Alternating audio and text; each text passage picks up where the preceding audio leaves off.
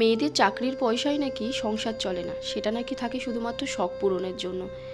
নমস্কার, আমি মৌমিতা চলে এসেছি আরও একটা ভিডিও নিয়ে।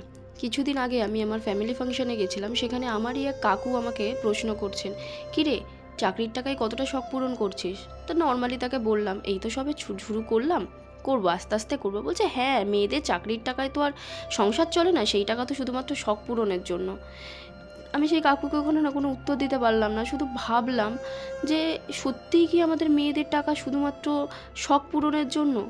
সংসারের কোনো কাজেই লাগে না?